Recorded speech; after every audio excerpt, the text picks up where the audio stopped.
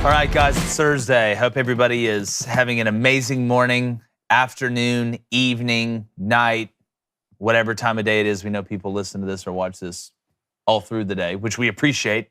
Make sure you subscribe. All right, it helps us keep the lights on. You can see they're still on right now.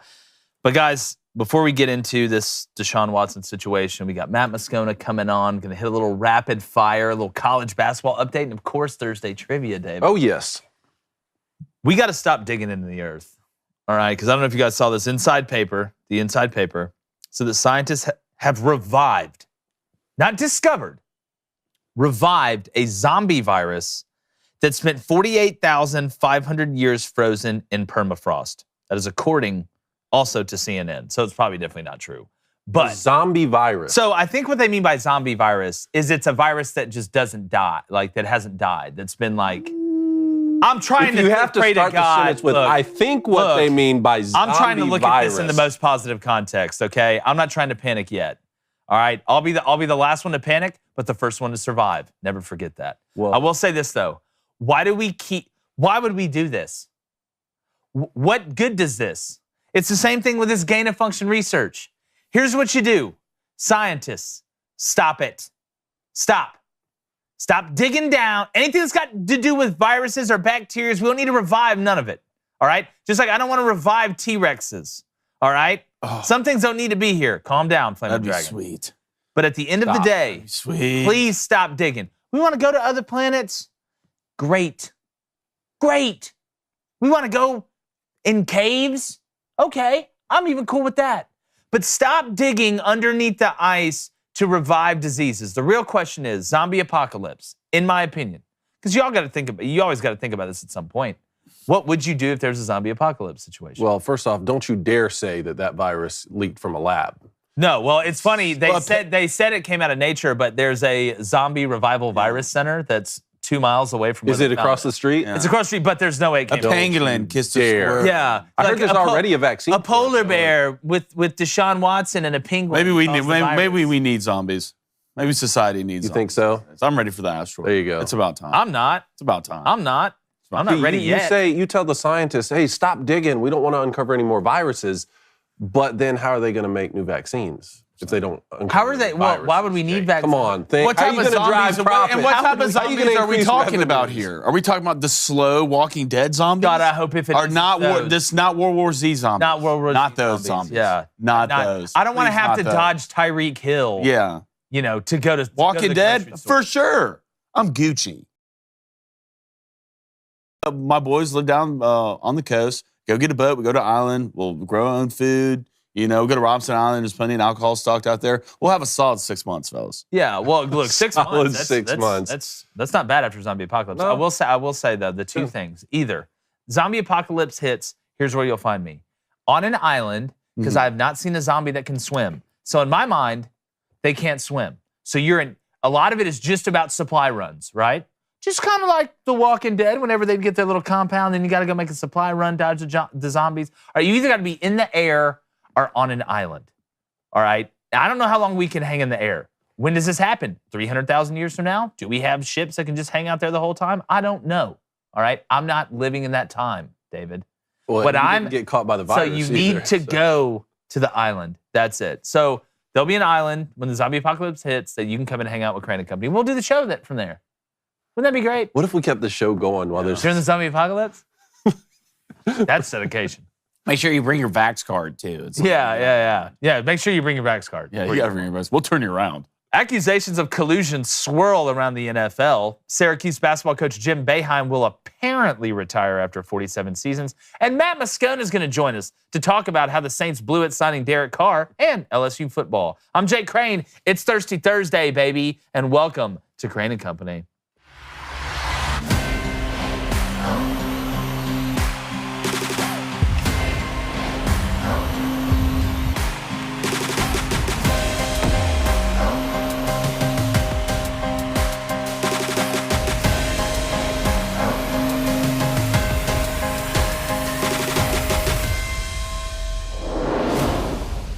DeShaun Watson has been the source of a ton of negativity lately, and rightly so. He deserves it. He should receive this negative attention.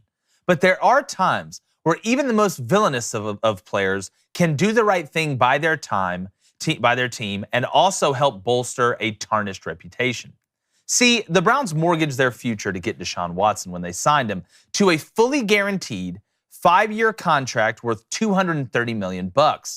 And now they realize they need to restructure to have a chance to compete. Now, they've said they can be flexible by adding void years in the contract or turning some salary into signing bonus money.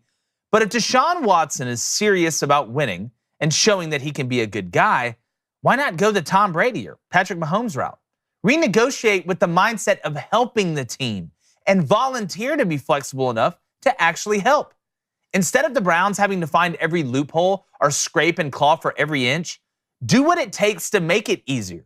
It's a true win-win for everyone involved. And you're already mega rich. And who knows, maybe this time, DeShaun can be the one lending a hand. All right, I'm going to bring in my co-host, former Michigan quarterback David Cohn, my brother, former Western State Colorado wide receiver Blaine Crane. I'm going to be honest with you, when I wrote this, the end just wrote itself. That was good. Like, I don't even remember thinking of it. My hand just moved. I mean, you really took a hands-on approach. Yeah, I know. Any more? By the stroke of the... I got a massage yesterday. It was nice. Yeah. Good. Oh, you got a massage yesterday? Nobody cares. DeShaun Watson does. Yeah, DeShaun. Well, his massages and yours are different. At least I hope. David, let's talk about the collusion angle, though, as well. Because if you look at what happened, the Browns signed DeShaun Watson to this mega contract, and it obviously has an effect on the market because the top guys want the top money. We see this arms race for players getting paid the most. So it basically reset the market to a place where now, not only are the Browns having to go back and be like, we got to restructure this to do this or whatever, other quarterbacks like Lamar Jackson and some of these other guys, it raised the price of them where they want this type of money. They want Kyler Murray type money. Because, again, at the end of the day, DeShaun Watson really hasn't won anything. Let's be honest. So when you look and we talk about collusion, is it collusion when the people in the NFL, the higher-ups that help make the big decisions, talk to each other about the market being reset? Can you consider that collusion, or is collusion the act of forcing the Browns to do something? Well, that is a good question. I mean, collusion is, I think, a legal term. But is it possible that 32 NFL owners are colluding or working in coordination to keep from paying out guaranteed money to players? Absolutely. It's also very possible that the Cleveland Browns, a dysfunctional organization that has never won a Super Bowl and hasn't won an NFL championship in 60 years, signed a desperate contract with DeShaun Watson, and the rest of the league is using common sense and laughing at them. Especially when you look at a Ravens franchise, when we're talking about Lamar Jackson, who has been fairly stable, the last 20 years, and won a Super Bowl with Joe Flacco and Trent Dilfer.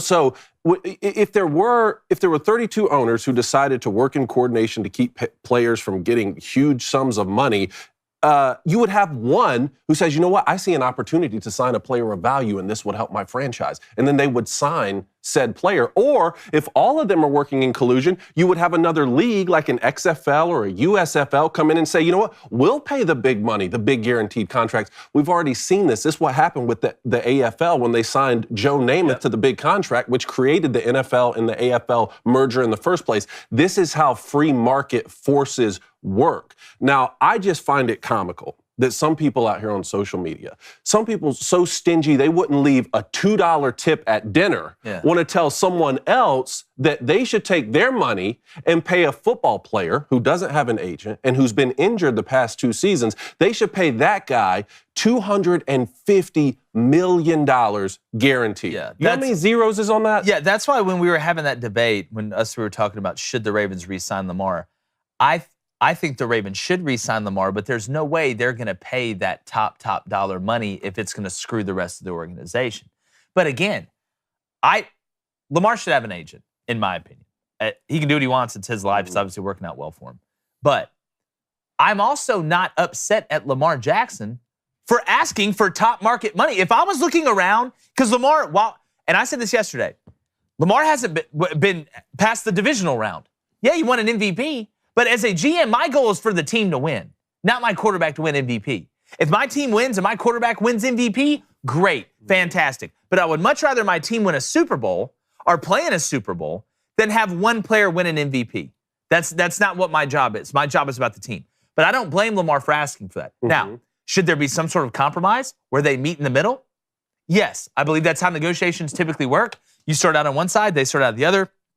You meet somewhere in the middle. But the Browns did screw a lot of teams, all the teams basically outside of them, because it puts you in such a bad situation that on one hand, you can't get upset at Lamar Jackson for asking for that type of money, but then you can't get upset at the Ravens for not paying that type of money. Yeah, you say the Browns screwed the rest of the league, but maybe they didn't. I mean, they've gotten everyone talking about, oh, there's collusion around the NFL. But if the Browns signed a bad contract, let's see how it works out, right? We've only seen a couple games with DeShaun Watson. David, you know. But if they don't win anything with him and it turns out to be a bad signing, the rest of the league, it benefits the rest of the league. Well, that's what I'm saying. The Browns even screwed themselves. So the people who say the Browns did this on purpose, there's no way in hell they did this on purpose. There's no way they had the intent of forcing this to happen. And because, again, you really gain nothing in the end. I don't care how you want to phrase it. You really gain nothing in the end. But when I look at now, what happens? The NFL has a ton of money. Money will never be a problem in the NFL. But when you look at the growth of some of these contracts, I don't see now. I feel like when the market gets set in the NFL, it's set there. How many times has the market gone down for players in certain positions? It really didn't go down. You could say maybe the running back position. Maybe people are looking at running back saying, well, is it worth me going and spending all this money on a guy that's going to be able to play for 6 years maybe in his prime? So I think the Browns, in my opinion, made a horrible decision that affected the rest of the league, and now the rest of the league is trying to have to catch up. That's just what it looks like to me. Blaine, what do you think? Leave it to the Browns to do this. I mean, the last thing you want to do is follow the Browns when it comes to anything, especially signing quarterbacks. But is there collusion among GMs in the league? Duh. Yeah, of course there is. These guys are businessmen. And no one wants to pay this type of money for anybody. For anybody. The Browns pull the Browns, all right? And we'll see what DeShaun... Yeah, we'll see what DeShaun does in the next couple of years to where if he really lives up to that contract, which I don't think he's going to. But he could. And in a league where the quarterback position is so valuable, if you want to win a Super Bowl, I can understand from a franchise that was so... I can understand, especially from the Browns' perspective on, you know what, we went and got Baker Mayfield #1. He didn't end up living up to the expectations, didn't take us to the promised land. You can blame the Browns organization for a lot of that with their dysfunction, but they went out and they said, this is the guy who can help win us a Super Bowl. We're going to pay him whatever it takes. That's that franchise making that decision. If Lamar Jackson then just wants to come in and then say, but I'm better than him, I want to get paid as much as him, which is fair. Well, you need another party to agree to that. Yeah. You need another party to agree to that. It's understandable. It makes sense, but that doesn't mean someone's going to come out and make that decision. No, for sure. There's always that naive one in the crowd. It's like the kid we used to ask to go get the curveballs. And maybe somebody will. Maybe there'll be a team out there who's frustrated with their quarterback play over the last decade or 2 decades, who hasn't won a Super Bowl, and they say, you know what, maybe this is our chance. Let's just take a gamble, overpay maybe for the first couple of years, and then restructure. Kind of like DeShaun Watson. I think another important point here, too, is as important as winning is, the goal of a franchise is not to win football games, it's to make money, or else you're out of business. Now, winning games and winning championships is the best way to make money, but it's not the only way. You could pay this guy $1 billion, all of a sudden you're in the red, and maybe you win a championship. All I'm saying is there's more to consider here if you're actually owning a franchise than just winning the football games. No, I agree 100%, but I'm with you. Obviously, winning drives is what's going to drive the It does. It's the single biggest driver, without for a doubt. sure. I mean, there's no telling it. Lamar Jackson goes to the Texans. I'm not saying this happens. I mean, they're going to sell so many Lamar Jackson Texans jersey. God knows how much money that's going to make. But looking at the bottom lines, that's going to be interesting. But talking about restructuring, you know what I love about Cinch? I don't have to restructure a contract. You want to know why? I don't have to sign some crazy long-term commitment or some subscription. Oh, hey, I'll buy it once, so now I got to buy it 35 times. No, that's because Cinch makes it easy, all right? We've used it, had it at your house. We had like 4 different rooms of foods. It was amazing. I've got the neighbors in on it now. I know, a low country boil in one room. You had ribs in another one. There was like hors d'oeuvres. Oh, don't talk about that room. Really, don't talk. That's the secret. Yeah, we can't the say palace that out loud. Japanese are listening. Here's the thing, though. It's Cinch, C-Y-N-C-H, is a propane tank home delivery service. They deliver the propane tanks right to your door, which is really close to your grill. So really, in reality, Cinch is bringing the propane tank to your grill. What's more American than that? And if you go to cinch.com, that's CYNCH.com, or download their new app, you can order it, because new customers can get their first tank exchange for just $10 with promo code BOOSTER. You need to go to cinch.com or download the Cinch app. Use promo code BOOSTER, BOOSTER, to get your first tank exchange for just $10. That's CYNCH.com, promo code BOOSTER. This is a limited time offer, and you must live within a Cinch service area to redeem it. All right, so you either live in there or you're moving to one where you can get it. So visit cinch.com/offer for details. Use that promo code BOOSTER and dominate the grill. Kill on the grill. I love it. You like that? Got me fired up. Dude. I was going to say it's almost grilling season, but does it's always season ever end? Yeah, it's like football season. It never ends. I'll tell you what else never ends. The friendship. Booster Club. All right, let's go to Sean Pennison. What's up, Sean? He says, whether the NFL is colluding or not, they should. It is insane to pay a guy $200+ million to only win one playoff game and miss half the regular season. Look, Lamar Jackson is an elite quarterback, in my opinion. I've made the case that he hasn't had weapons, and he really hasn't had weapons. But when we start getting into arguments, like on social media yesterday, when people are like, oh, well, look what they're going to pay Joe Burrow compared to Lamar Jackson. Well, the last time I checked, Joe Burrows went to a Super Bowl and an AFC championship in back-to-back years. Lamar can't get out of the divisional round, and he doesn't play a full season most of the time. So why? Of course I'm going to end up paying Joe Burrow on the second track more. Joe Burrows came out and said he doesn't want to change the market when it comes to his contract. Because he's smart, just like Patrick Mahomes is smart, just like Tom Brady is smart. It's almost, I get it, get your money, right? Get your money. If you're going to pay me $250, if you're going to be stupid enough to pay me $250 million guaranteed, you will have no qualms from me. But if I truly want to win, I'm going that route. Another part of it, too, now that we're talking about, because I think the Ravens offered, what was it? Was it $230 with $133 million guaranteed, something like that, or $250, something like that?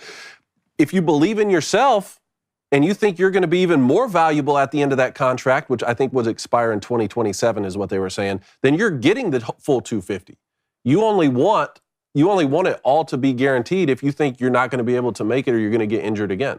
Yeah, I used to think that Lamar was like, give me all this money if I'm going to stay here because you're not giving me any weapons, which to me is the exact opposite way that I'd go about it. Be like, look, I want to be one of the top guys paid. You're rich. You'll never have to worry about money again. Your kids' will never have to worry about money. Like, to me, it's about championships now. Mm-hmm. It's about legacy. It's about not being a guy that was really athletic, that was pretty good at throwing the ball, but never won anything in the postseason.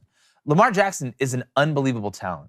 There are not many Lamar Jacksons that have walked this earth. And it's going to be such a damn shame if he doesn't have a chance to compete either in a championship game or a Super Bowl. Like, it just, to me, I feel like he's going about this the wrong way. Interesting. I think the spending thing is the biggest problem people are having with the Ravens right now, because it's not just you've missed on a couple skill guys and you don't have great players on offense. You're last place in spending on the offensive side of the football in the league. That's not a good look at the same time that you're not paying your quarterback. See, if they were in the top 10, top 5 in spending on offense, they could go to Lamar Jackson and say, how do you expect us to keep all of these pieces and pay you all the guaranteed money that you want on a DeShaun Watson level contract? But they're not doing either. Yeah. That's where it's tricky. For sure. All right, let's go to Charles Moore. He says, is this really on the Browns, or should Lamar just go get Deshaun's agent? I mean, yeah, it's on the Browns. Again, you signed the contract. You made your bed. Now you got to sleep in it. Now we'll see. Could that bed be a lot more comfortable this year? Could it be a water bed? I don't know. Like 3-year Letterman has. Definitely not financed. DeShaun Watson, a little rusty last year. We know what DeShaun Watson can do on a football field when he's cooking. I still don't think he's worth the money they paid him. I still don't. I really don't. We saw their offense change so much last year. It was, they relied heavy on Nick Chubb, and that was working for them. But when Deshaun came in, they turned from a run-first team to a pass-first team, and I didn't really like the flow of the offense, to be honest. It went trajectory-wise, it went down to me latter half of the season when Deshaun started playing. Yeah, someone who had Nick Chubb on his fantasy team, I agree with you. Nick Chubb is the pin and pull game was one working of the best early. backs in the league. If I'm Nick Chubb, I'd have been trying to sneak out of Cleveland. Like, where can I go? Where can I go to win? Because he's a hell of a... I'm shocked he's not the Patriots. All right, let's go to Travis Elrod. What up, Travi? Hashtag Guys Crane Company says, can you explain why the Browns would pay someone who's unproven and has questionable character that much money? It makes no sense to him. Yeah, it's the Cleveland Browns. There you go. There's your answer. I mean, nothing should surprise you. It doesn't surprise Browns fans. You think Browns fans are shocked by this? No, they expected this. This is the standard. It's what they're used to. Remember, hit that like button, hit that subscribe button. If you donate, we will ask your question quicker. All right, let's go to Stephen Moore. He said, should Dan Snyder make a move to sign Lamar to a guaranteed contract for an amount that he almost has to sell the team for? Yeah, look, I think at this point, Dan Snyder is just trying to avoid, having to pay a ton of fines or maybe being in even more legal trouble. At this point, I think Dan Snyder just needs to get in his private jet and just go away. That's what I think. All right, let's go to Mad Veg. He says, I honestly think that QBs get paid too much, which hurts building up good teams. That's why Tom Brady won so many rings because he didn't go for broke in his contracts. It's true. Look, I mean, I'm not going to argue with that. It's true. I think you're right. All right, let's go to Dakota Blackburn. If Lamar does sign somewhere and the Ravens get 2 firsts, should they trade for Justin Fields with those? Or maybe wait for a guy like Jordan Travis next year? Unlikely they get May or Williams. Yeah, the Bears said they're not moving Justin Fields, which they shouldn't. Like, the fact that you have to come out and say that to me, it's like me coming out and saying, no, I will not jump off a cliff this morning. Like, I'm not going to come out here and just start saying obvious things. The Bears should have never even thought. I hope they didn't even think about getting rid of Justin Fields. But you asked, who would they go get? That was the question. With the 2 first-rounders next year. With the 2 first-rounders next. So if you say, all right, Lamar's gone, are we just going to eat this year and bring in, Andy Dalton or let Huntley do his thing for a year and then say we want to make a move in the next draft? I mean, to me, looking at the market of quarterbacks that are available right now, if Lamar's gone, Ryan Tannehill, I'm not paying him. Derek Carr's already going to the Saints. I mean, Aaron Rodgers isn't going to the Ravens. So, like, who else really is out there? Daniel Jones just signed. Geno Smith has signed. Who are you really going to get? So to me, unless you can just magically move up in this draft, which I don't think you're going to be able to move up and get the quarterback that you want.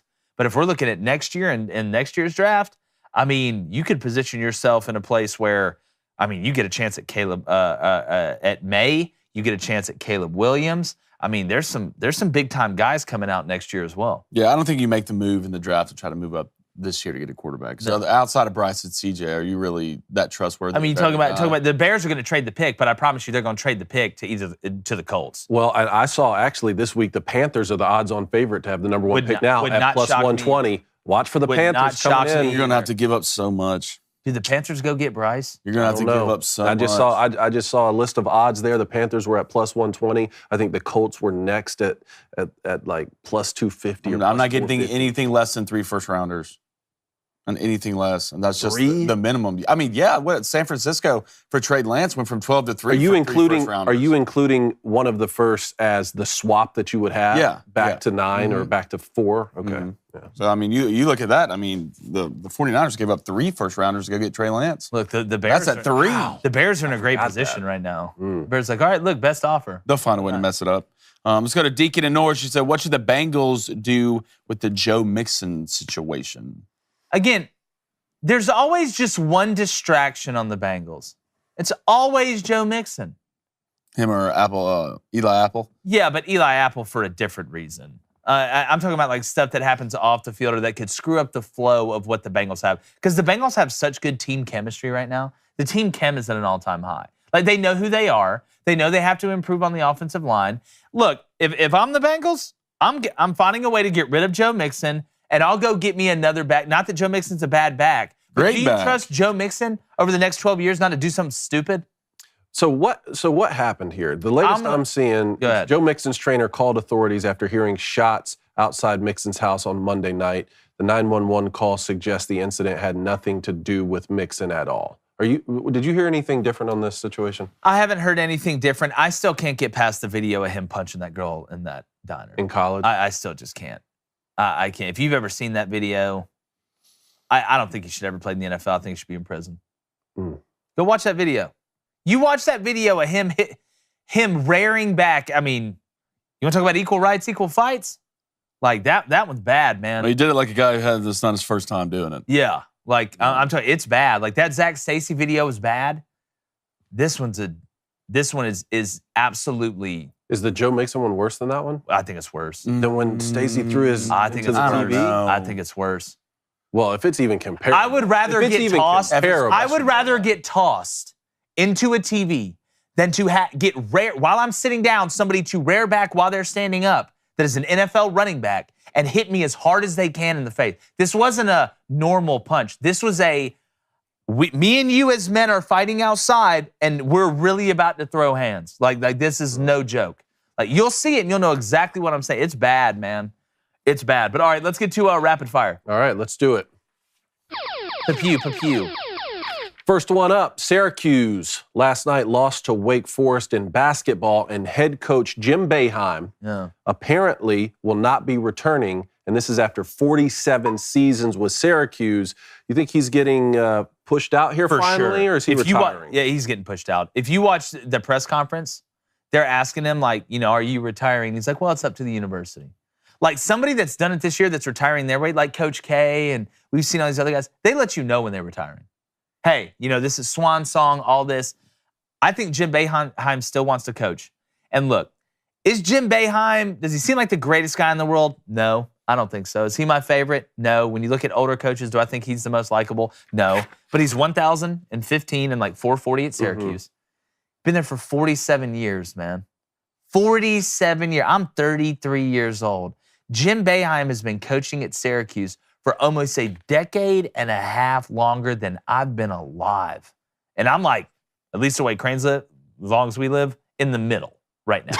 So when it comes to Syracuse, the best thing for the university is moving on from Jim Boeheim. It is. Time to go. It's the program, it's fallen off. And I do want to say this. The man's been to 5 Final Fours. Won over 1,000 games. It's a lot. But you only have 1 natty? That's the Carmelo era. In 2003? 47 years? Bring that up. Like, honestly, it's a successful career. No doubt. Jim Boeheim was in the Hall of Fame in like 2005. But if I'm going to be in something 47 years, I want more than 1 natty. I was shocked. That shocked me. In my mind, for some reason, I thought Syracuse had won like 3 or 4 under Boeheim, but you won 1. Now, when you look at replacements, they say there's already an assistant that's going to be his replacement. But if you watch that press conference, Jim Boeheim's getting forced out. He's not going out on his own. Well, I don't know Coach Boeheim personally. I never played for him, never met the guy. From what I've seen from him from afar, I've never been a big fan, to be honest. It just doesn't seem like the type of coach I would want to play for or a great leader. Then again, 47 seasons at the same university, you've left a large enough sample size of players and coaches, who have been around you. I'll let them speak to the legacy of Jim Boeheim. I guess one of the situations was when his assistant coach, the Bernie Fine situation, came up with the sexual assault, and Jim Boeheim just not just defended him. I get you defending like a friend of yours for a long time, but just going out of his way sort of maliciously to talk negatively about the kids who were making the accusations, then sort of having to backpedal all that. I don't know. I guess that was right when I was coming out of college, and it was right after the Joe Paterno situation. That just always left a lasting impact for me with Jim Boeheim. Yeah, and I go back and forth on it because obviously you had the situation where he hit that 51-year-old man. It got police. They cleared him. I forgot about that one. But when you're at a place, or just within a span of 47 years, like if you really think about it, something bad is going to happen, right? Within a 47-year time span. Now, I don't know if everybody's going to hit somebody or something like that, but through 47 years, there really wasn't a ton of terrible things that happened with Jim Boeheim, which is impressive. But then on the other hand, I'm like, man, as somebody who just doesn't like people that are in the same job and it's like bureaucracy for like 50 years and then you retire and die, like, I don't know, man. Just the one national championship thing just doesn't sit. It just really. I mean, I don't. It probably doesn't sit too well with him either. No, like I probably not too stoked about it. No, I'm not saying that he is stoked about it. And you did get 1. It's better than not having any. But 1 in 47 years at Syracuse. You're not at Mary Margaret. I mean, yeah. And the one-handed the reason you talk school. about Syracuse positively like that is because of him. True. But he elevated them a long time. It wasn't like he elevated them year 45. Okay. It's not like the last 3 years. Like, holy God, Syracuse. It's not like the SEC. Well, they were always guys, they're good at basketball. They were always just like a Sweet 16 team. Almost like every year when I was watching them. Look, I really enjoyed watching Syracuse play. That zone defense, man. It was just fun to watch. You play zone defense and just splash threes, my eyes are watching. Look, you got to respect somebody that runs the same thing for 47 years. Yeah. I mean, in what other sports does that happen? Yeah. Like college teams see the zone, they're like, what do we do? Yeah. So what do we have no idea. Like the triple option. It's like, wait, y'all do what? All right, what do we got next? All right, next one. Staying with college basketball, Mark Adams has stepped down as Texas Tech's head coach days after he was suspended for what the school called inappropriate and racially insensitive language. We talked about it earlier this week. Anything else to add here now that he's officially stepped down from the program? Here's the situation with Adams, in my opinion. If you're gonna push somebody out because of a bunch of incidents, then suspend them for a bunch of incidents. Don't suspend them for quoting the Bible, basically. That's because if you look at that statement, and when we talked about it, he was suspended for making insensitive racial comments by quoting the Bible. But then you hear Texas Tech people saying, oh, well, there's been many incidents of problems like this. Well, if that's the case, then why would these incidents not be stacked up and that be the statement when he was suspended? But it wasn't. It was about one thing, about one incident. I'm telling you, man, and you know me, I'm not a conspiracy theorist. I'll say what I said yesterday. I don't think Mark Adams is some racist old white guy that's terrible. Texas Tech players celebrated when he got the job. He was the main reason. You don't make it this long in coaching, especially in nowadays, by being some old racist white guy that's terrible to everybody. It's not the case. What I think happens is Chris Beard left Texas Tech for a prettier girl in Chris Beard's mind in Texas. So that hurts you a little bit, all right? You're already not the state school. It hurts you a little bit. Then Mark Adams, players want Mark Adams. You get Mark Adams. We're rallying behind Mark Adams. The next year, Texas Tech struggles. Now they're out. Lost to West Virginia yesterday. And you look at Texas, and they got a chance to make the Final Four with your old coach. Texas Tech wanted to get rid of Mark Adams because they knew Mark Adams wasn't going to be able to do the things, all right, that Texas is doing right now or that Baylor can possibly do right now. And I'm just talking about inside the state of Texas. So you can say what you want. I don't think Texas Tech would have hired the guy if he was some old crazy racist. I don't think if he would have spit on a player and told him he was allowed to spit on him, he would have been fired in 2023 or 2022. I think Texas Tech is pushing him out to try and save money and go offer somebody a huge bag. That's what I think is happening. All right, to the NBA, Ja Morant won't be charged for gun possession. We were talking about this from the trip they took out to Colorado. He will miss 4 games, however, and Shaquille O'Neal came out and said, you're not a rapper, man. You're not a rapper. What do you Again, I feel like it's something new every day with Ja Morant. Like Blaine said, I mean, he's turning more into Antonio Brown by the day. What are you doing? Like, what? You know, I guess it's like this.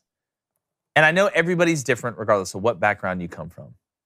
But I feel like Ja Morant has just always had money, always been able to do what he wants to do, and now he's reached a point where he feels invincible.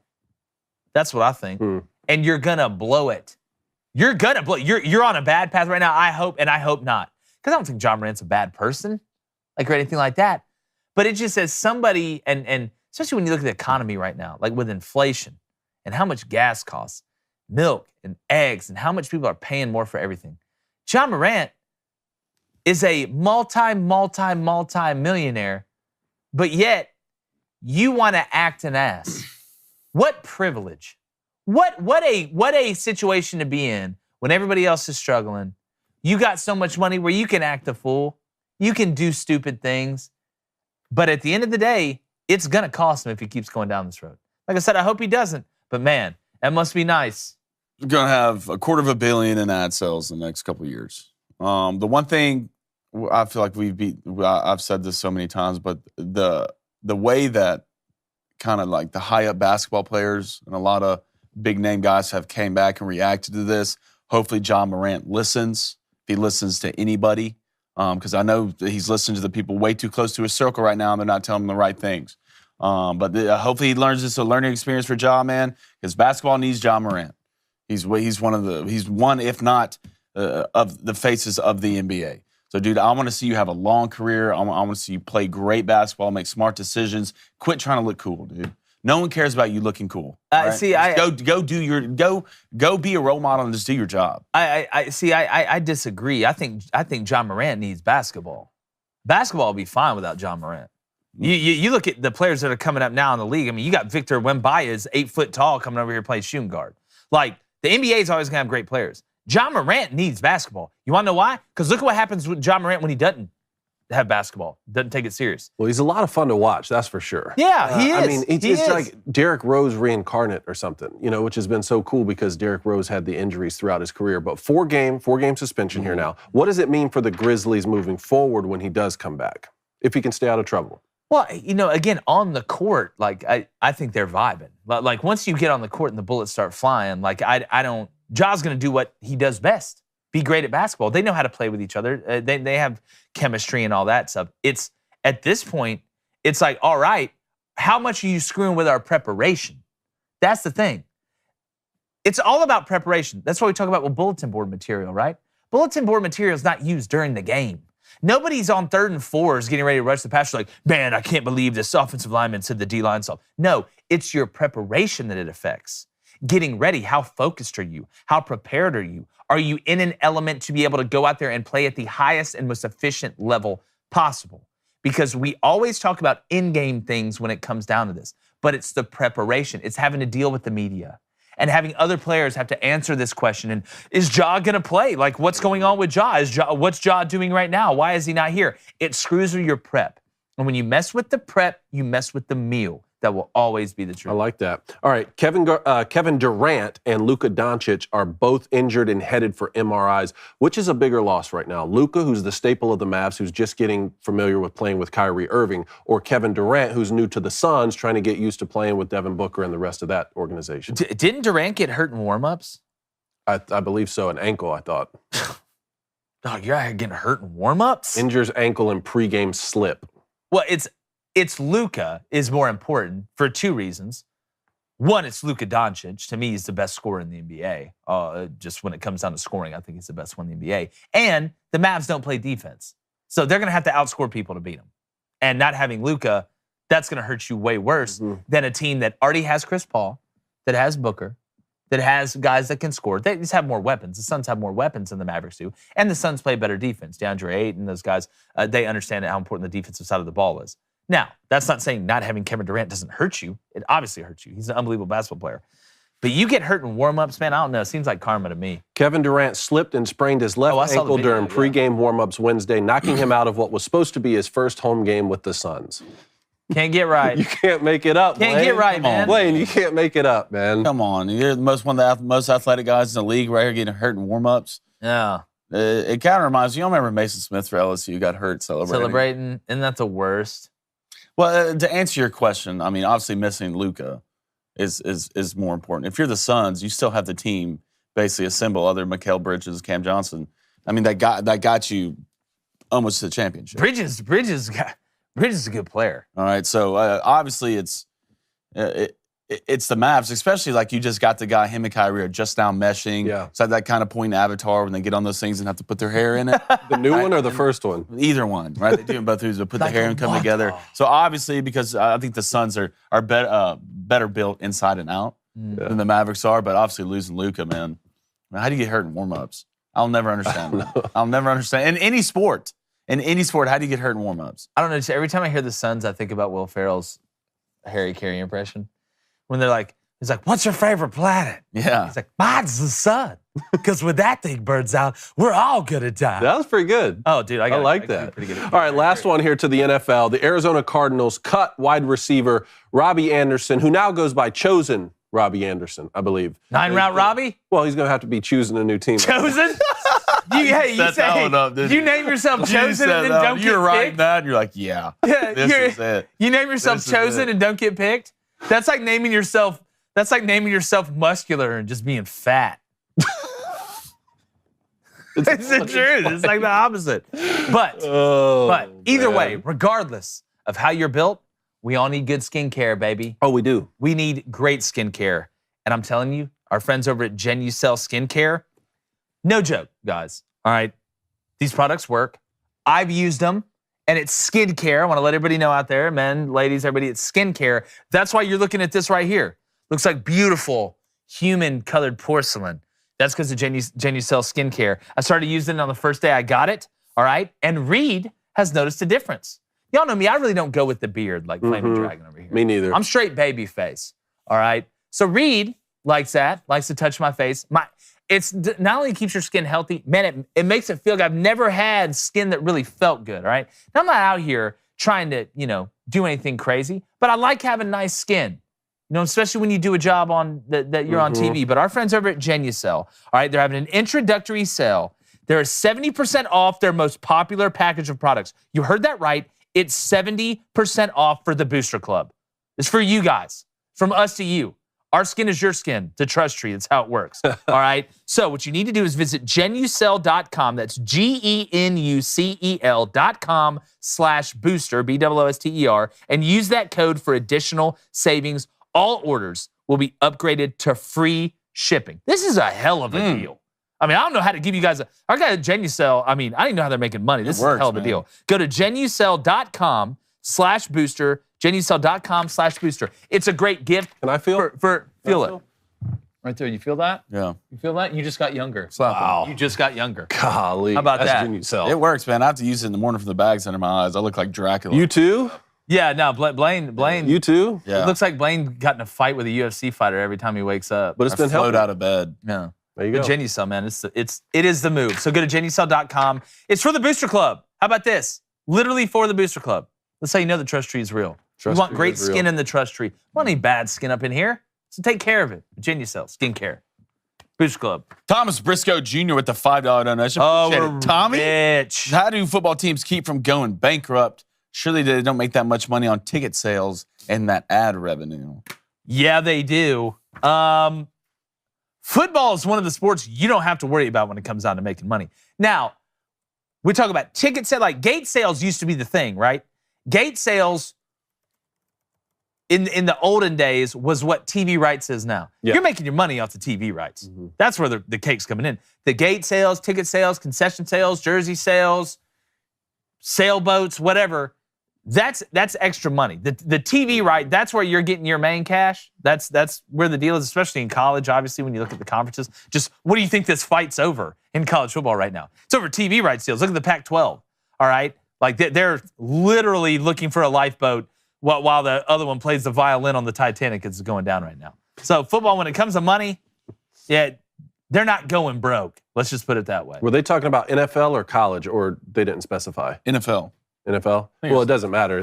That's the right answer. It's the exact same thing. These teams could play with empty stadiums at this point, which is kind of sad, which is leading to more of a globalized push. We know my great idea that's already copyrighted. All right, you buy season tickets in the front row of each side and each end zone. Okay, or you can place it out.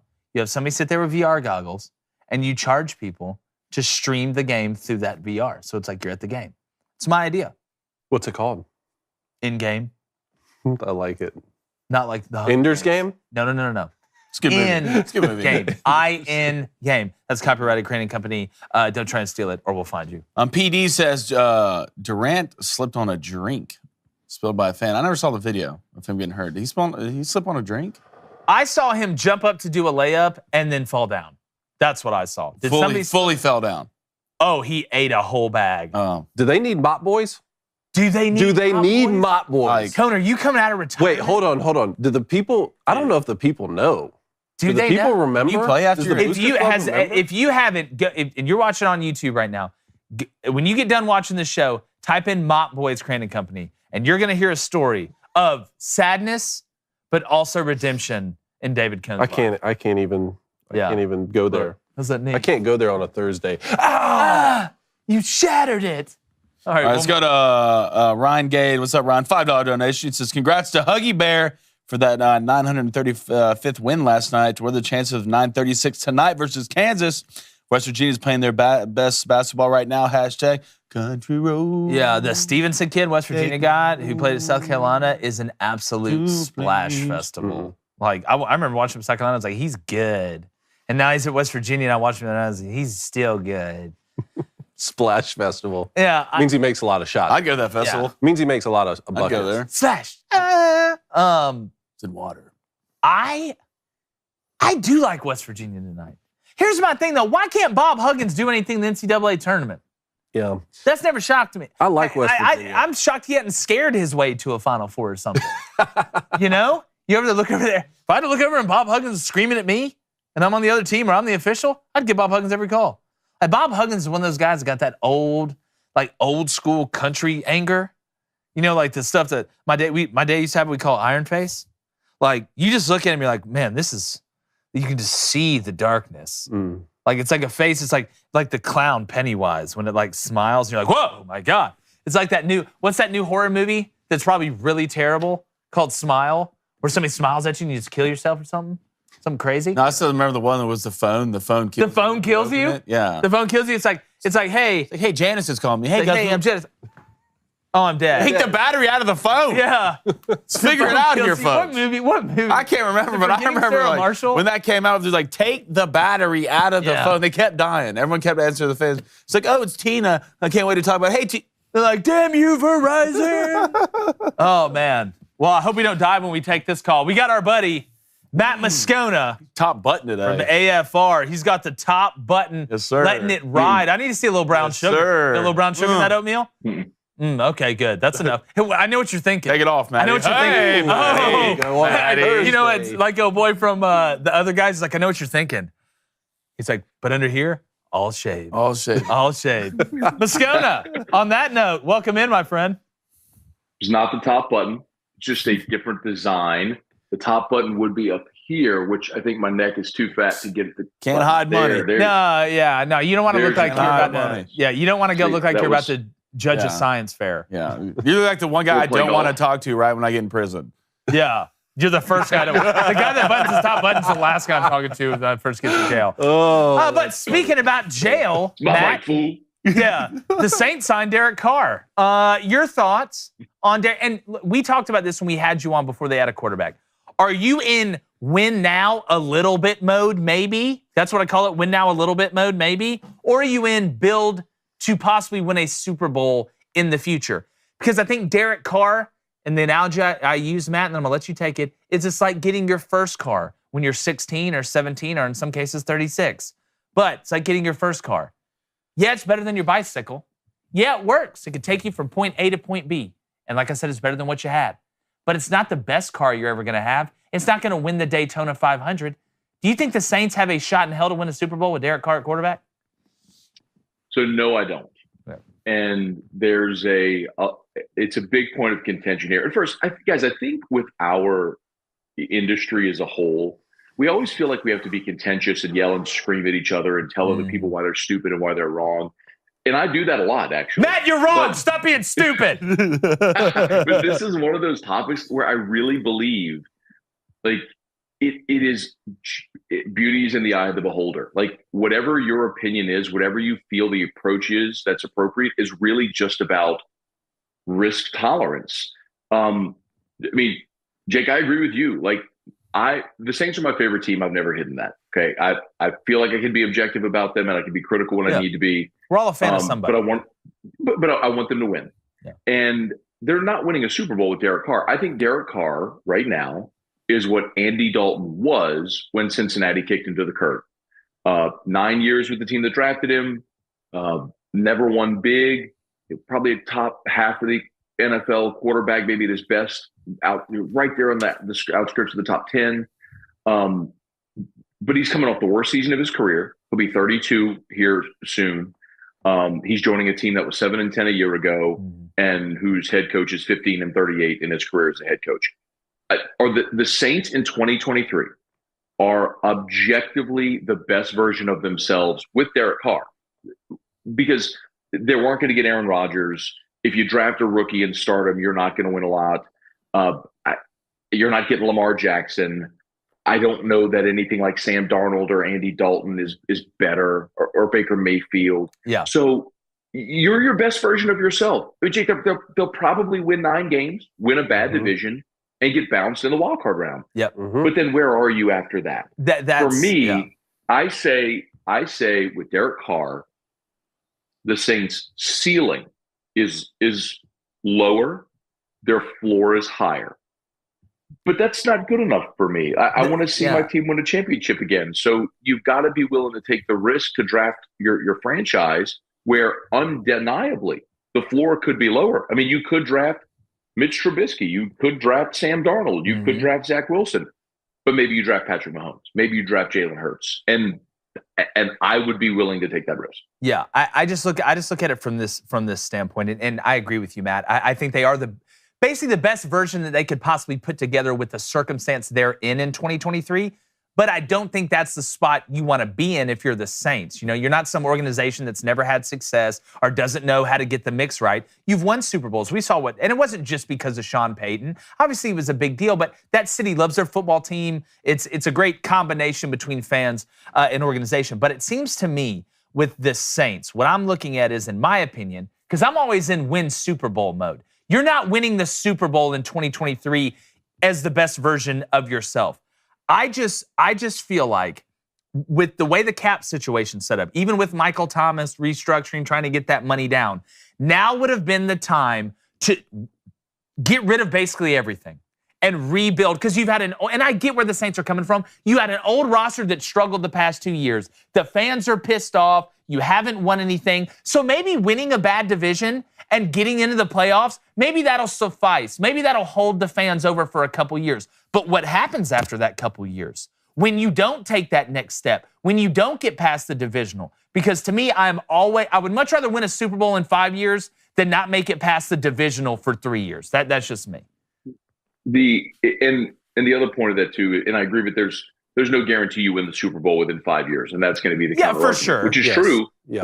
But I want to at least believe at the beginning of the season my team has a shot to win it, and I don't believe they do right now. The other thing about where the Saints are is, they were in this perpetual all-in win now mode for like the last 5 years or so with Drew Brees, and that's how the cap situation got so terrible, because they were willing to make awful contract decisions to give Drew Brees whatever piece he may need to try to get over the hump, win a Super Bowl. And they got close, guys. I mean, they got really close a couple times, but they just didn't finish. And so in some respects, it almost feels like the dude at the casino that loses all his cash and keeps running to the ATM instead of taking the L and moving on with his life. And so they keep doubling down on this strategy, and they will absolutely make the cap work. I mean, Kai Harley is their sort of cap expert, and he's brilliant at restructuring deals and moving money and making it work. But the problem is you keep buying on credit, and eventually that bill comes due. And as long as you keep doing that, you just further exacerbate the problem. So I don't like where they're at. There's a lot of fans who say like, I never want to see my team go 4-13 again. I never want to see a terrible year. I would take 4-13 if it meant resetting, getting someone who could be your franchise and trying to build toward the future. Yeah. Well, you know who else has a problem with that same financial strategy? The United States government. That's what he just said is exactly what we do every single day. Go ahead, David. Well, I agree with you, Matt, particularly on the outcome of the season in terms of nine wins, win a bad division, get bounced in the wild card with Derek Carr at quarterback. I think that is a likely scenario. But we're talking about a franchise here who's notorious for not drafting quarterbacks. I don't think you've drafted a quarterback in the first 2 rounds since Archie Manning. Even Drew Brees came over for the Chargers, and that tandem of Drew Brees and Sean Payton, as great as it was, that only resulted in 1 Super Bowl. We're coming up here on the draft. There's a couple quarterbacks coming out from the SEC here, and Will Levis and Anthony Richardson, that are just getting all sorts of hype here, projected early in the first round based off their intangibles, with the possibility they could do something like what Josh Allen did, or even Justin Herbert, in terms of taking that next step, even though their collegiate careers were sort of, average at best. Would you like to see the Saints go for a quarterback like that rather than have Derek Carr? Or, would you rather see them win 9 games, and wait for next season or the season after and maybe still draft a quarterback to work under the tutelage of Derek Carr? Yeah, so Cone, so realistically, I don't know. The Saints have the 29th pick that they acquired from Denver via the Sean Payton deal. I don't know that it's possible for them to get from 29 into the top 10 to take one of the premier quarterbacks in this draft. I don't know that the Saints are aggressive in the draft. Like they are, they will notoriously move up. If they like a player, they just go get them. They don't wait. So I wouldn't say moving up is out of the realm of possibility, but for this draft, I don't know that they could get all the way up to 10 or inside of the top 10. And do you think that's where Will Levis and Anthony Richardson will go in the top 10?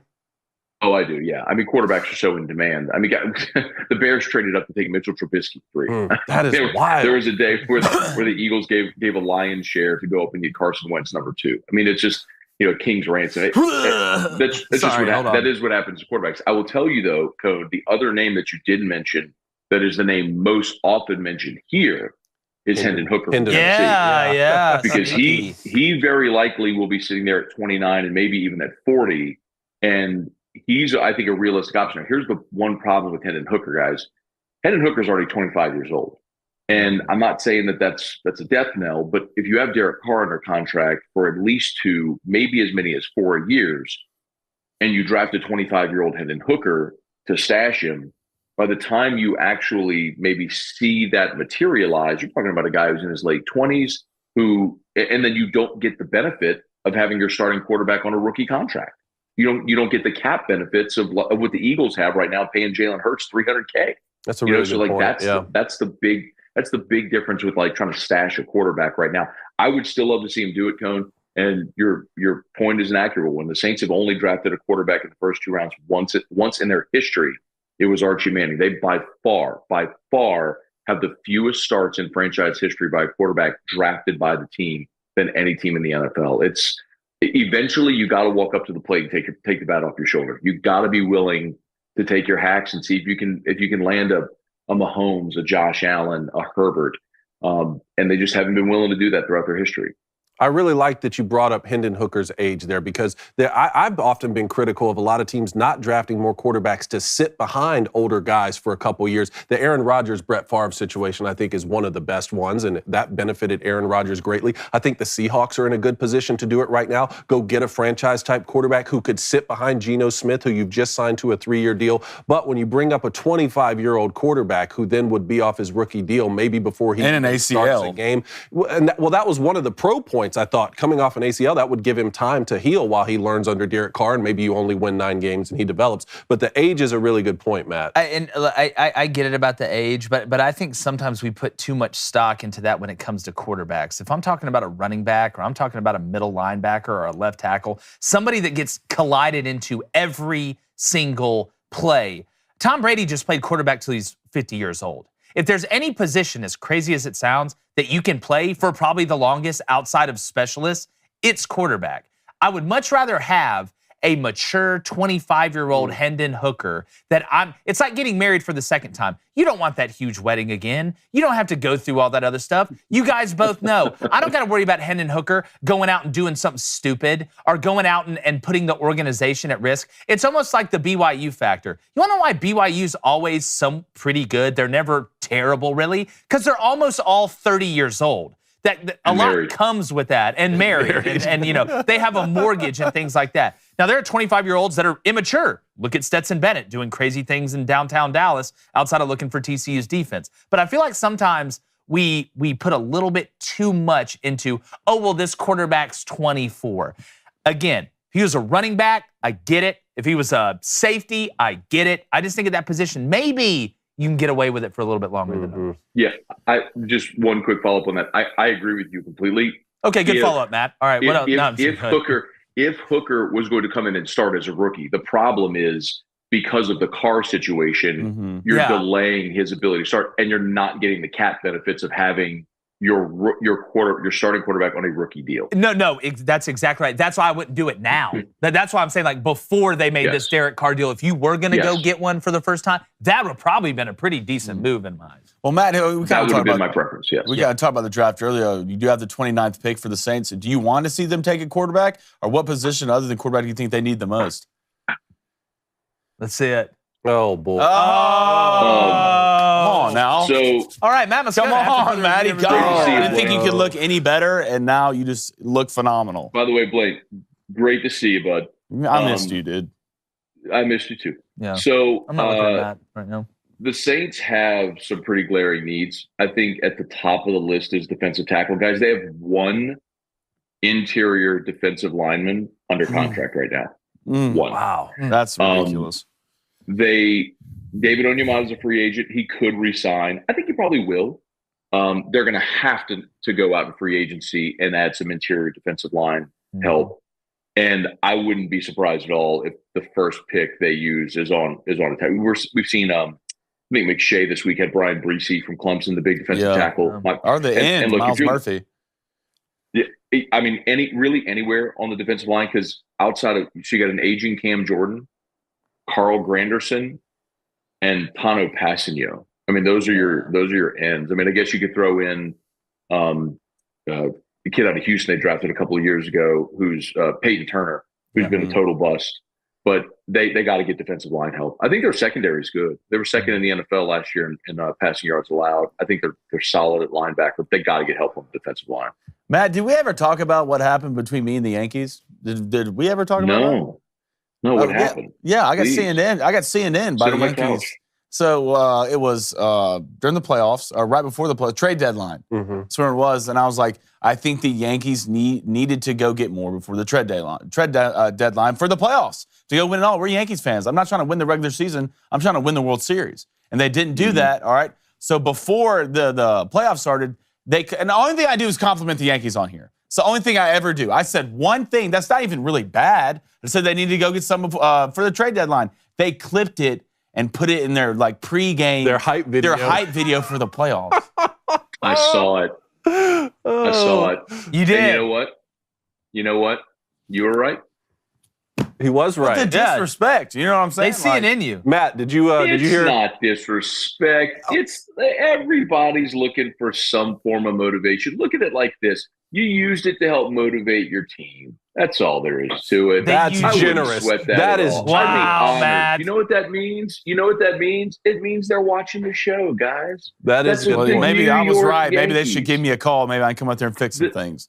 The New York Yankees are locked in here every freaking morning. That's awesome. Did you hear about my Yankees update, Matt? Yeah. Are you Cone's a Yankees fan now? No, but every time I've ever introduced myself for 35 years as David Cone, they say, "Oh, like the pitcher," and I'm like, "No, I would never pitch for the Mets. Maybe the Yankees." Matt, verbatim, Cone said, all right, word for word, Cone said that if we get David Cone on the show, that he's going to be a Yankee. Here's the update. David Cone himself followed me on Twitter. Okay, and this was a big day for me. Look, Matt. He acknowledged my existence. I've never seen a double rainbow, but this is the closest thing. So I said, "Hey," I reached out and I said, "Hey, you're a legend. This is awesome." David Cone followed me. Sends me a message on Twitter. Long lost brother from another. Followed your career at Michigan. It's nice to connect on here. I may have to get a Yankees hat. I may have to get a Yankees hat. We're bringing him over. We're bringing him over. That's what I'm saying. Come on. David will look good in pinstripes, always baby. Braves fan. Chop on for life. But I may have to get a Yankees hat. Yeah, all of a sudden, David Cone and Andy Pettit are right next to me. What's happening? We're bringing Cone out of the pen. Cone's coming out of the pen. I mean, considering that two of the Yankees championships came at the expense of the Braves, and now all of a sudden we're going to convert you, Cone. I love it. Conversion. It's going to happen. It's going to happen. Look, I'm Friday's afraid. Rain. It's going to happen. I'm afraid to let him around a Forever 21 now. He's changing so much. I don't know what the next change will be. He's going to walk in here looking like he plays for the Phoenix Mercury. Whoa, we'd be good. We would be really good. You guys would be. Matt, I do real quick before we go. Brian Kelly saying he's not afraid of the new SEC schedule. Nick Saban, not a fan. Is Brian Kelly just making some kind of low-key moves just to establish some dominance, a little alpha dog action? No. Look, he has consistently said that. Even when he took the job, he said he wants to play Alabama. I mean, it's I think it's one of those no-win situations. What do you say? I mean, Nick has the clout, the collateral to say whatever he wants. And you know what, guys? Nick's not wrong. I mean, that's a terrible draw. But I also understand where Brian Kelly's coming from. And honestly, guys, I'm fine with LSU playing Alabama every year as long as Alabama's path is equally as difficult as LSU's. It's the only thing I've ever really cared about with the SEC scheduling is that it's equitable, that everybody has as fair and equal a path through the league as everybody else. And forever, that's not been the case because LSU's permanent opponent's been Florida, while Ole Miss draws Vandy and Mississippi State draws Kentucky, and everybody got something. They got their traditional rivalry. They got an easy path. I mean, Bama's gotten to play Tennessee for the last 20 years when they stink. So it's not been – well, LSU's had to play Florida every year. So it's not been equitable. I mean, 2006, LSU probably wins the national championship if they don't have to play Florida. if they played Vanderbilt instead of Florida. LSU wins the national championship that year with Jamarcus and those guys. So I'm fine with it as long as everybody's path is even. And I think the way that they've set it up is about like that. I just can't believe that Bama is drawing the short straw. Yeah, I know. That's what shocked me. You know, it's funny, you know, being an Auburn guy, we have to play Alabama and Georgia every year. The SEC felt so bad for us that they just gave us Vandy.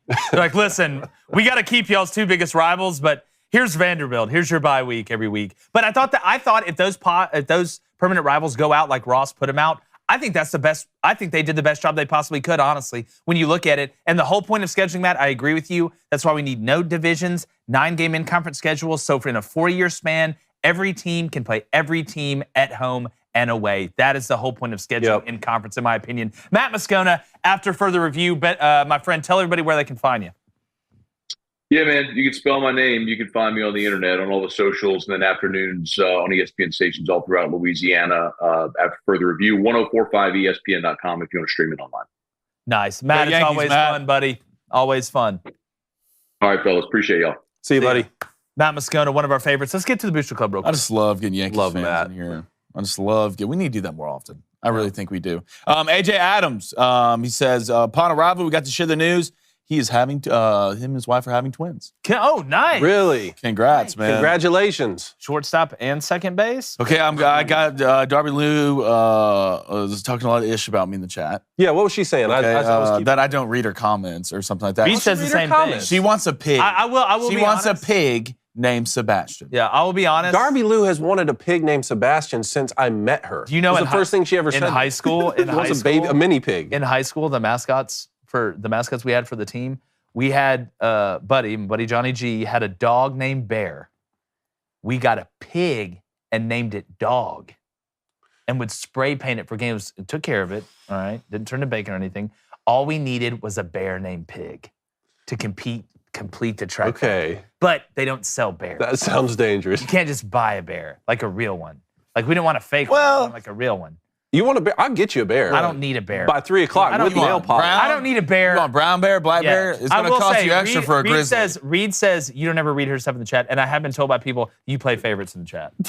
Who told you that? Everybody. No one told you. Everybody. I do read everybody's You do read a lot of the same people's I read Reed's comments in the chat. No, you're not apparently. I'm the one that has to, I'm on the other end of that phone call, buddy. I want to make a joke right now. Grenades for you. But I can't. It was International Women's Day yesterday, so I'm not going to do it. All right, let's go to Travis Elrod. He says, what is the best move for the Texans can make at the quarterback position this year? Go get Bryce Young if he's still there. You're probably going to get C.J. Stroud. That's what I think. If you're the Texans, though, to me, I'm just praying to God that the Colts trade with the Bears and go take Anthony Richardson or Will Levis. I would love to be able to pick between Bryce Young and C.J. Stroud. Instead of being like, all right, Bryce is off the board, we're going to get CJ number 2, or vice versa. Like reach, like Jim Irsay, you won't do it. I'd be just sending letters to the Colts facility, like to Jim Irsay, just to be like, you won't draft Will number 1. Like the next one would be like, Anthony Richardson's your guy, number 1, make the trade. Like, or just challenge him to do it. I feel like Irsay's a guy that get a little bit into the bottle and then all of a sudden start making decisions. It's such a weird spot to be in for the Texans. You had the number 1 pick locked up. Lovie Smith goes out there, wins the last game of the regular season. Now you have the number 2 pick. You can't really trade up to number 1. That's really weird. The Bears are going to try and get as much as they can, like you talked about. So now you're in a position where, okay, if someone doesn't go up to just get Anthony Richardson or do something crazy, they'll probably take Bryce, or they'll at least be able to choose between Bryce and CJ, and then you're left with the second one. I still don't think it's a bad place to be in. Even if you get C.J. Stroud, talking about his lack of mobility and stuff, man, he's going to be a great quarterback. He's going to be a great quarterback. The accuracy on C.J. is top tier. And he's going to be a lot better than what you've had. For sure. That's for damn sure. All right, one more. Okay, let's go to Connier Ron. Where is it? He wants Darby wants the name change for Baby Ace on the board. Done. Is it Baby Ace now, or is it the Baby's Cone? They both. Darby wants Baby Cone changed to Ace Cone on the betting board. Okay. Is everybody good with that? Not Sebastian. Well, she does want to pick. She does want to pick. Darby wants a lot to Sebastian. Darby, look, I respect it. All right, Cody Nason 95 says if Jorge Costanza can get a job with the Yankees, Blaine should be worthy of the GM. I agree with that 100%. Mike RFF Lifestyle, he wants to know favorite picks for the Players Championship. We hit it yesterday. And give us some predictions or sleepers. Oh, you want the? I told you I thought yesterday. Y'all know who I got. Sean Rahm. Got any sleepers? Ooh, the odds have changed now. Scotty Scheffler's at the top at plus 1,000. Rory's moved all the way to 4 at plus 1,200 to win it all. Justin Thomas plus 1,800. You got Max Homa at plus 2,000. Max a good Finau's sleeper up there. See, you got right now leading it Smotherman, which that's an unfortunate last name, is him, Lee, and Mitchell are all at 3 under. Sleeper-wise, I mean, where's is Zalatoris really a sleeper? I mean, I don't think Will's a sleeper anymore. I mean, look, I'm going to stick with John Rahm. I'm riding the Lightning. Right? I'm putting the pedal down and hitting Screaming America. Y'all got any sleepers before we get to college basketball? No. You want to go to college basketball? Yeah, let's go ahead and do that. All right. Let's get into that. Man, we got some huge games today. Huge games today. Who are you liking? Look, again, we start with the SEC tournament. You know, you look last night, LSU was able to win. Ole Miss, I believe, was able to hold off South Carolina 67-61. Today is the day when you start getting into the thick stuff. ACC tournament's gone on for a couple days. Big 12 tournaments rocking and rolling. Big 10 tournaments rocking and rolling. To me, I'll start in the Big 10. Your alma mater, Michigan. Got to make moves. Yep. You got to win. I mean, you look at the logjam kind of in the middle of that conference. But then you go to the SEC. Mississippi State plays Florida today. It's an interesting one that, they're kind of in the last group in. Are they going to be able to, without a Colin Castleton underneath for Florida, they should be able to handle the boards, which means you handle the game. It's like having a great run game. But, man, all of them. But, again, I will say my favorite tournaments to watch are the mid-major tournaments, the one-bid leagues. Like, obviously, the Big 12 is fun to watch. Kansas playing West Virginia, I mean, yeah, duh. It's great basketball to watch. But you know what I liked watching last night? Texas A&M Corpus Christi against Northwestern State. Texas A&M Corpus Christi down 16 early. Went to the tournament last year. clawing, scratching their way back. Jake had him +5. Win by 6? Wow. Girl, please. There you go. That's what I like watching. Nice hit. I like watching those guys from Liberty and Richmond run around. Just so fundamental. Maybe we don't jump as high. Maybe we don't shoot as good, but we pass good. Here's some of the matchups we got today. St. John's Marquette. Love it. Wake Forest, Miami. Points. Iowa State, Baylor. Providence, UConn. Pittsburgh's going to take on Duke. I'm very interested. Pittsburgh about slept through the second half of that game yesterday against Georgia Tech and lost. But Jeff Capel and them, man, they're pretty good. And I still don't understand the disrespect for ACC teams when it comes to getting in the tournament. Why am I having to hear that a 3, a 4, and a 5 seed in the ACC is having to fight to get in the NCAA tournament? What? North Carolina, Virginia. TCU, Kansas State's a top 25 matchup. You're going to have Creighton take on Villanova. And it's Kansas State a sneaky Final Four team. I can't make my mind up between Kansas State and Miami. I don't think that's a bad bet. Kansas State and Miami, those are two ones I'm like, man, just making a lot of sense. Like my ancestors are screaming at me. I can feel it in my instincts. Like Jerome Tang, try and pick him. Like, no, it's Colton Wow. And I'm looking here now. 1, 2, 3, 4, 5 of the last 6 losses for Kansas State have been on the road. Yeah. They're road losses. So neutral site games in the tournament. Let's get neutral. I think Kansas State's going to come to play. Let's get real neutral. I like I said, I love tournament basketball. We're getting ready for selection Sunday. We'll have some more info on the bracket challenge thing here for you guys at least by tomorrow. So get ready for that.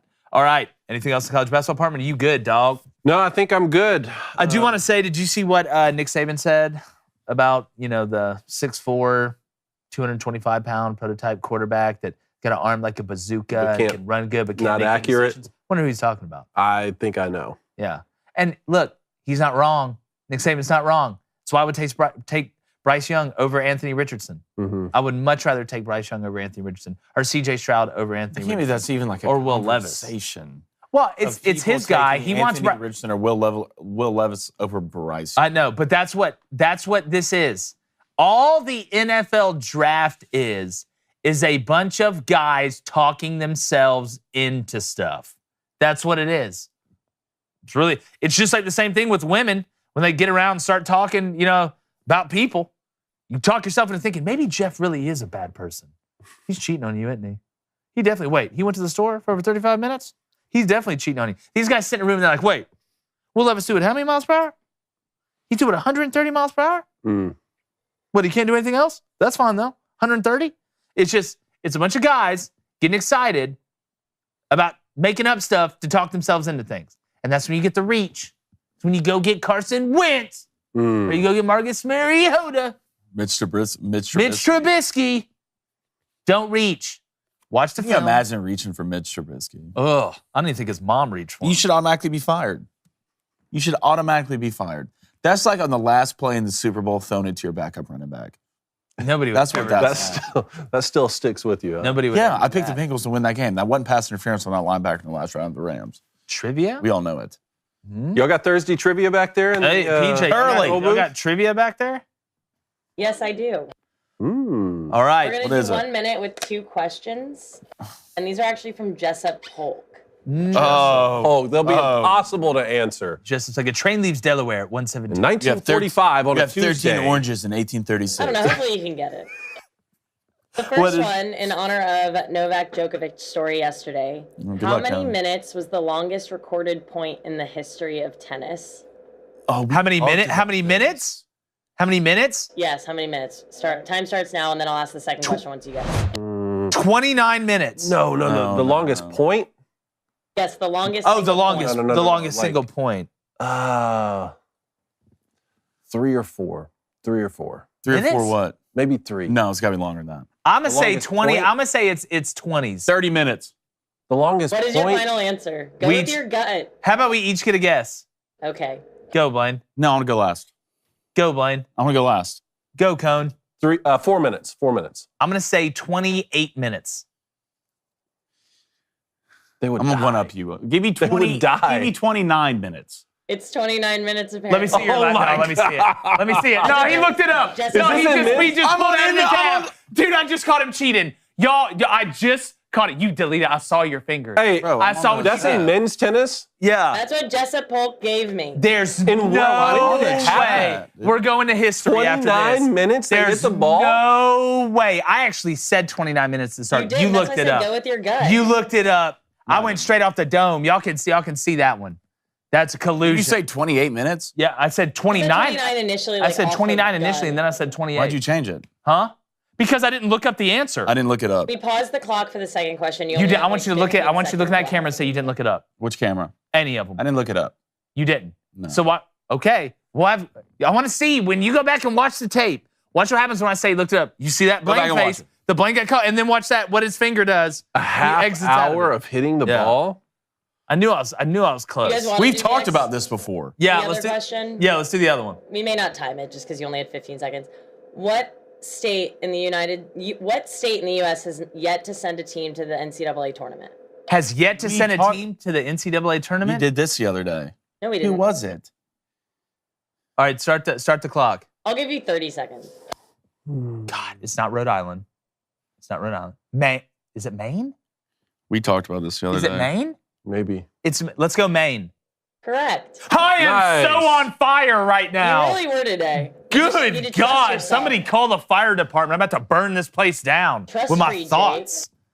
Yeah, it's a Thank you, tree. It's Jessup. made of. Hey, was that Jessup, good stuff. Was the tennis in women's or men's? I would assume men's, but he didn't clarify. Why are you assuming men's? Wow, Because what a men horrible are thing better to at do. tennis, probably. Yeah, they are. Against They said the world record was set for 9 hours for a single sustained point. However, it was for record purposes and not a competitive professional match. Can you imagine We could hitting the beat ball that. for 9? We could beat that. 9 hours? No, we could beat that. Is that the Guinness? Is that the Guinness? I think so. We could beat that. 9 hours? Doug, I did this walk for life for like 10 hours for a Chick-fil-A sandwich and a lemonade. Dog, you give me 9 hours and 1 minute. We'll hit Darby that said thing. women's in 84. I don't know. Yeah, I'm seeing this as Vicky Nelson and Jean Hepner. So it was women's, my bad. Said, yeah. Well, that makes a huge difference, Justine. You're giving us false info in here. He didn't clarify. What's the I difference? thought, like, I swear we talked about You this. talking about what's the difference? The women told sit you there the and men's volley all the after. time. David, what is that? I Where told did you Stop men's it. Stop after it before you I go get answered. Matt Walsh. Huh, he is like right there, so you could get him. All right, let's get back to the look Booster up the Club before I longest head over to the men's Board of point. Education.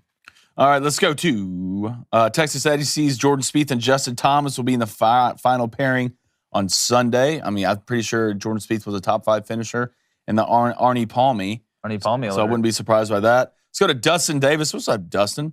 Says Ravens snag Stetson Bennett if they can't secure Lamar. Munkin Bennett 2.0 to buy you another year in the draft a quarterback. Bro, if Stetson Bennett's out there getting getting public intoxes after they win the Natty. What would he do after the Super Bowl? Like become like a war criminal? Like what's the thing after that? I would not be shocked if Stetson Bennett somehow ended up with the Ravens with Todd Monken with that connection. Now, will Stetson Bennett do anything in the NFL? Maybe a little bit. I think he may be a little bit better than what people think, but I would not want to go from Lamar Jackson to Stetson Bennett. I don't care if Todd Monken or Stetson's father was the offensive coordinator. All right, let's go to SBG Trust Tree. Wow, I like that. He says, I want my Falcons to trade up for Stroud.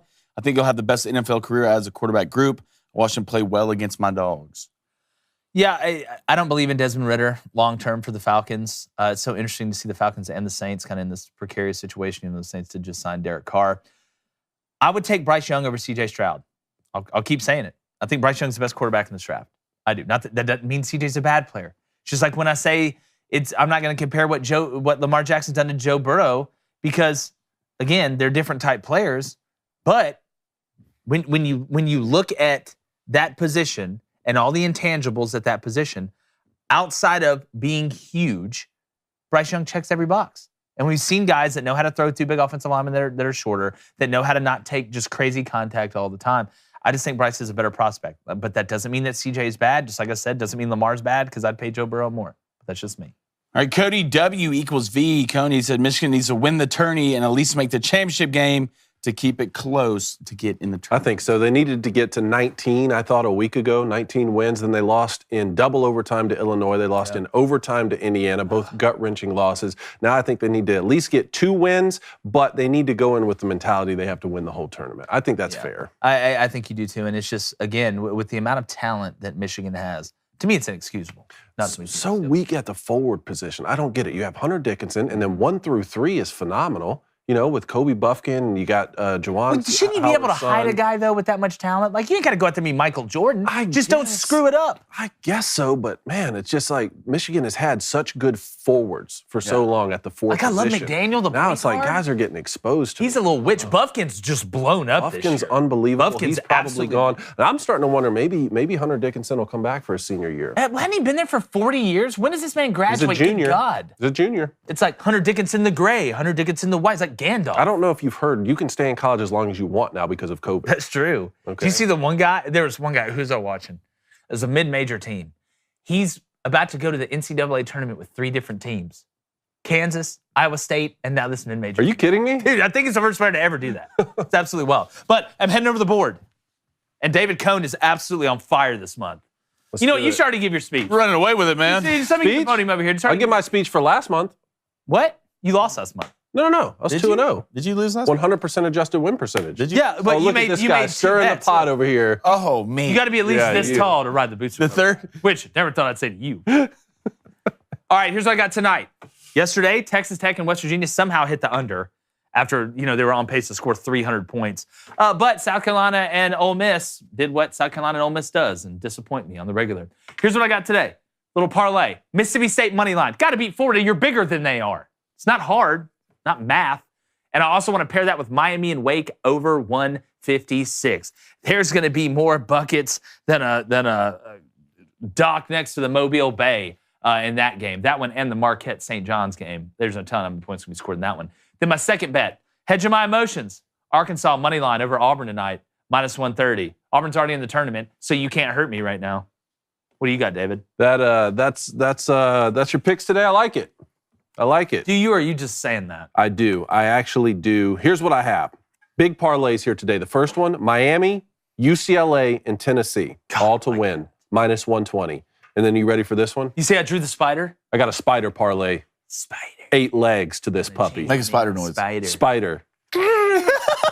Oh my God, David. That was good. Michigan, UConn, Oregon, Illinois, Xavier, Zona, Lord, UAB, you know me, and North Carolina to upset Virginia because Don't believe I in Virginia. #do not believe. Don't at believe plus 17-20. And if this hits, boys, I'm going to write a book. Yeah, that one hits, you may need to go ahead and start. All right, so what I got. Give me the Knicks +4. They're on the road versus the Kings. The Knicks playing extremely well right now. Then give me the Hornets money line and the under at 228.5. That's +240. Went 1-1 yesterday, but did move up a unit, so I'll take it. All right, Darby Lou, I'm not great. I don't have great handwriting, so I'm going to let PJ come in here and make Ace Cone look good, but we are respecting your wishes. Okay. I read your comments, Darby. All right, look, Robbie Anderson can change his name to Chosen and not get picked up by a team. I might change mine. Put whatever on here. I'm going to change his name to Left Out. Here's what Baby Cone's got. Marquette money line, Baylor money line at -102. And then he believes. He's going Mississippi State with me, bet Bud's there, and Kansas, both money line +152. Let's ride into the night. All right, proud scooter mom. She says, my sister's birthday is today. Her name is Tracy. We all give her a shout out. Happy birthday, Tracy. Tracy, congrats on leveling up. Happy congrats on birthday. leveling up. This is your birthday song. Happy birthday. It isn't very long. Poll. Who survives the zombie apocalypse? Me, David, Jake, or we all die? No, they definitely picked we all die, 37%. We all die, unfortunately, 36%.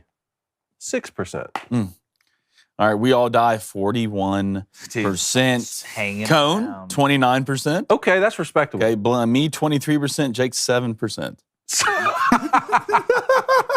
What?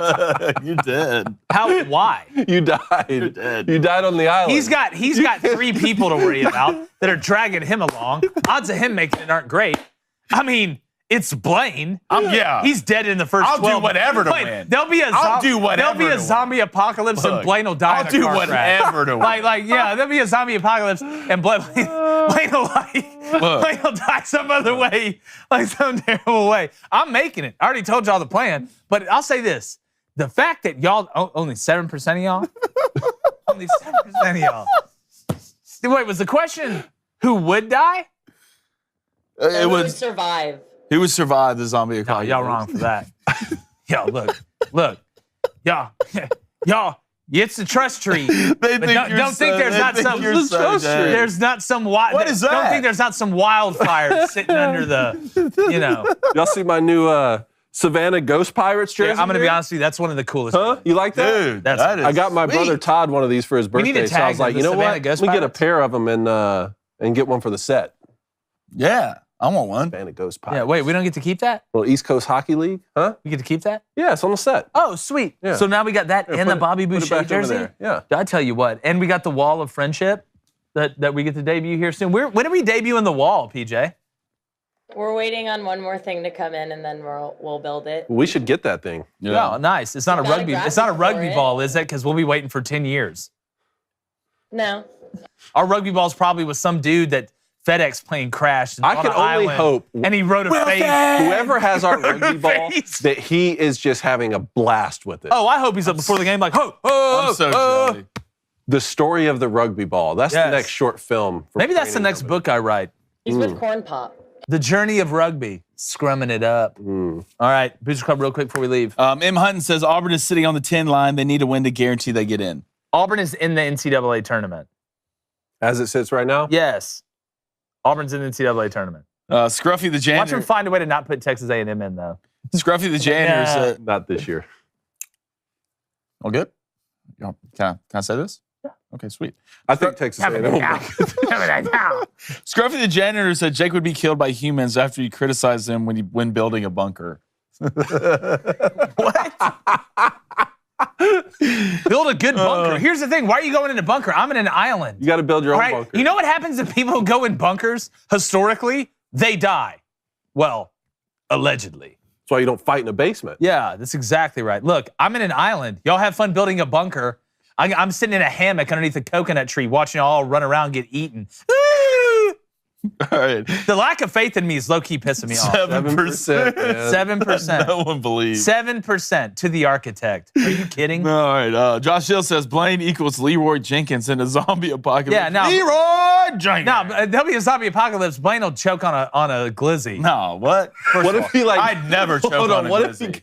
I'd never choke on like it. this impossible scenario to get out of. Blaine fights his way out of it, and his reward is he's going to eat one of the last hot dogs, and he chokes on it. He chokes on it, dies. Look, turns out I'll love how we I'll brought make this the show zombies full my circle. army. We started out talking about the I'll zombies. be the leader of the zombies. I'll be like, what's his name off, what's the baseball show? It's hilarious. Kenny Powers? Kenny Powers when he's in that one movie where like the world's ending. La Flama Blanca? Yeah. And he's the guy, and they're like going around and like Channing Tatum's his pet. Yeah. You know, he's going around eating people. You know what I'm saying? You mean Danny McBride in a whole nother movie? Yeah, or are you talking about Into the world. Something Yeah. like that, yeah, I know what you're talking about. Okay, let's go to Stephen Ward says, is David Michigan surviving in the David Michigan caused it. zombie? Yeah. Alternate universe, evil villain David Michigan. Wait, who was the other one they said? Your evil nemesis, like Rodney, Ohio? Yeah. No. Buckeye Bill. Buckeye Bill. Rodney, Ohio. I like David Michigan versus Rodney, Ohio. Buckeye Bill. You get that? That dude's screwing Ohio more than Gretchen Whitmer screwing Michigan. Oh, man, that's funny. Texas Ed says, Danny Cannell said when he saw Anthony Richardson in person, he got why people fell in love with his size. Yeah, well, it's like seeing Megan Fox in person. It's like, man. Go see what But that doesn't mean Go she's see a what great Andrew wife. Tate said. I did watch it. Yeah. Ben did his whole show on it. Did he really? Andrew Tate. What's going on, dude? I can't, man. I can't. Look, you're already out there. You're the hero of masculinity. Not anymore. Not anymore. You talk about selling the bag? Like, get him a clown nose. Yeah. Who's the guy videoing who's like, yeah, this is a good Yeah, video. give me the Hulk-looking chick. Good. Get out of All there. day. Number one, I hate when people go, all right, it's either this scenario, it's a 10 that's a guy that's dressed up like a girl. Let me tell you, to me, that's not a 10. You're not playing. Exactly. You're not on the game. Yeah. You don't Like, make you can't- hypotheticals Yeah, for me. Okay? yeah. I don't play You're in your not in world. the game. Like you have in my game, everybody can play their own game. I don't care. But in Jake's game, it's biological female. Thank you. Is in the game. Everybody else, y'all just watching the game. So Oh, I'll never be in man, that. What a situation. clown. Absolute What a clown. Absolute clown. Blaine's so upset about it because he's such a big Andrew Tate guy. Hey, speaking of that, make sure you subscribe. You hit that like button. You turn that notification bell on. And we got live calls tomorrow. It's Flaming Dragon Friday. And I promise you, all right, as blue-eyed, brown-haired, first of his name, son of Kurt, grandson of Michael, I will hit the under tomorrow. Before God, man, and everybody, I will hit the under tomorrow. So be here for it. Thank you, Matt Moscona, as usual. Great stuff. I like the chances of Derek Carr being the savior New Orleans needs to win a Super Bowl. We're going, gone.